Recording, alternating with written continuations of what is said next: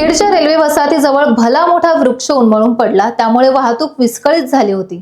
झाड कोसळून पडल्याची माहिती मिळताच होमगार्ड जवान विकी सुर्वे, सचिन कडू, विशाल गोगेकर तसेच आपत्ती व्यवस्थापन ग्रुपचे संजय कडू, जितेंद्र पवार, अल्पेश दिवाळे यांनी तातडीने घटनास्थळी धाव घेतली आणि जेसीबीच्या सहाय्याने रस्ता मोकळा केला। सरोज मेहता इंटरनॅशनल स्कूल करंजानी आणि जेसीआय दापोली यांच्या संयुक्त विद्यमानाने आंतरराष्ट्रीय योग दिनानिमित्त सर्व महिलांसाठी 21 जून 2024 रोजी सायंकाळी 4 वाजता शिंदे सभागृह दापोली येथे मार्गदर्शन शिबिर आणि ज्येष्ठ महिलांसाठी सत्कार समारंभाचे आयोजन करण्यात आले। या कार्यक्रमाला सरोज मेहता, श्रेया योगेश कदम, नगरसेविका साधनाताई बोत्रे, महिला उद्योजिका अफिफा, पतंजली योगा ट्रेनर निलिमा बुटाला, डॉक्टर समीक्षा मेहता यांची उपस्थिती लाभणार आहे। वटपौर्णिमेनिमित्त मोठ्या प्रमाणात बाजारपेठांमध्ये फणस विक्रीसाठी दाखल झालेत। मात्र या फणसांच्या भरमसाठ किमती ऐकून तुम्ही देखील आश्चर्यचकित व्हाल। फणसामध्ये कापा आणि बरका असे 2 प्रकार असतात। अवीट गोडीच्या या फळाला चांगली मागणी देखील आहे। मात्र नगानुसार फणसाचे दर 300 ते 400 रुपये असल्यामुळे सर्वसामान्य ग्राहकांना ते न परवडणारे झाले आहेत।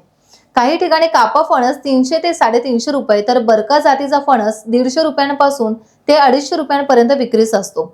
त्याचप्रमाणे फणसांच्या गऱ्यांची किरकोळ स्वरूपातही विक्री केली जाते। त्यामुळे बरेचसे ग्राहक हे 100 रुपये किलोने गरे खरेदी करताना दिसतात। दापोलीमधील आंजर्ले मुर्डी रस्त्यातील ठिकठिकाणी पडलेले खड्डे हे वाहतुकीस आता चांगलेच अडचणीचे ठरत आहेत।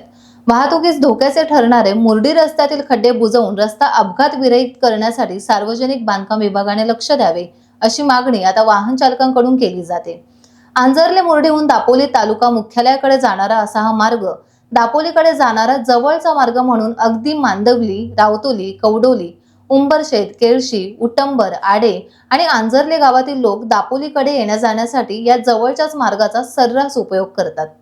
यात प्रवास करणाऱ्या सर्वांच्याच वेळेची आणि इंधनाचीही बचत होते। त्यामुळे शासनाने ग्रामस्थांची गैरसोय होणार नाही याची खबरदारी घेत लवकरात लवकर रस्त्याच्या दुरुस्तीचे काम करावे, अशी मागणी आता ग्रामस्थांकडून केली जाते। रत्नागिरी जिल्ह्यातील गुहागर विजापूर मार्गावर पाट पन्हाळे कोंडवाडी येथे वडाचे झाड महामार्गावर कोसळून काही काळ वाहतूक ठप्प झाली होती। संबंधित विभागाच्या कर्मचाऱ्यांनी ताबडतोब रस्त्यावरून झाड हटवून ठप्प पडलेली वाहतूक सुरळीत केली। टाइम्स डिजिटलला लाईक करा, सबस्क्राईब करा, शेअर करा आणि बेल आयकॉन दाबायला विसरू नका। पाहत रहा टाइम्स डिजिटल।